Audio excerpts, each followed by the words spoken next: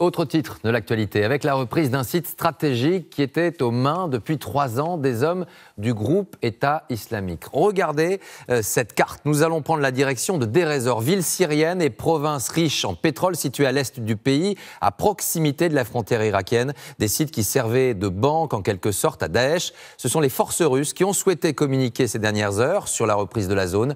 Dominique Derda et Patrice Achéret se sont rendus sur place. Regardez. Ils ont le doigt sur la détente et le regard fixé sur l'immensité du désert. À tout moment, les djihadistes peuvent ouvrir le feu à notre passage. C'est un voyage sous haute tension. Les hélicoptères de l'armée russe volent à plus de 200 km/h. Direction le nord-est de la Syrie, la ville de Deir ez-Zor qui sort tout juste d'un interminable enfer. Pendant plus de 3 ans, les habitants de Deir ez-Zor ont vécu coupés du monde, encerclés par les combattants de l'État islamique. Il a fallu des bombardements intenses de l'armée russe pour réussir à briser le siège et à repousser les djihadistes à plus de 5 km d'ici. Nous sommes les premiers journalistes étrangers à parvenir jusqu'ici. Les habitants nous interpellent pour nous dire leur soulagement. On a cru mourir 100 fois par jour. Mais grâce à Dieu, grâce à l'armée russe qui est venue à notre secours et grâce à Bachar al-Assad, nous sommes toujours vivants. 3 années de siège et de privation. C'est par la voie des airs que la ville était ravitaillée. Des caisses de nourriture, des produits de première nécessité largués au-dessus de Deir ez-Zor par l'aviation russe et syrienne. Les soldats qui ont résisté aux assauts des forces de Daesh profitent d'une accalmie. Elle ne dure jamais longtemps. À bord de camions blindés, nous nous rendons à l'hôpital. Avec les moyens du bord et sans électricité, les équipes médicales font ce qu'elles peuvent pour soigner les blessés. Il en arrive une vingtaine par jour.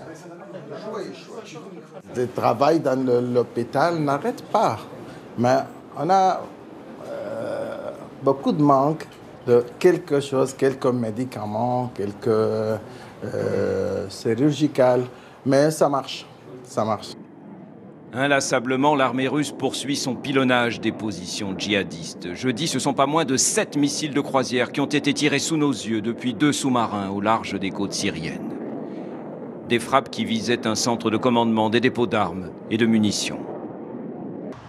La libération de la ville de Deir ez-Zor est un tournant dans la guerre. Bientôt, ce sont les combattants de l'organisation État islamique qui, à leur tour, vont se retrouver encerclés dans les dernières poches qu'ils contrôlent encore.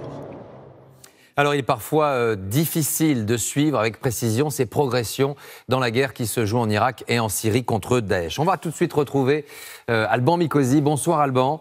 C'est une nouvelle défaite qui est en cours pour le groupe État islamique en Syrie ? Oui.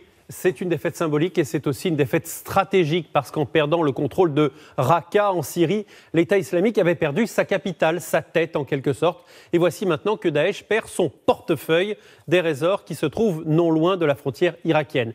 Et vous le voyez, à la sortie sud et nord de la ville se trouvent les principaux puits de pétrole de la région et surtout des routes qui longent le fleuve Euphrate, passent à Raqqa et de là vont en Turquie. C'est par là que passaient les fameux camions-citernes qui exportaient le pétrole de Daesh. En 2014, ce trafic a rapporté 800 millions de dollars à l'organisation. L'aviation russe a fréquemment bombardé ces convois, mais aussi les principales raffineries de la région. La ville de Deir ez-Zor qui n'a jamais été réellement conquise par les hommes de Daesh ? Non.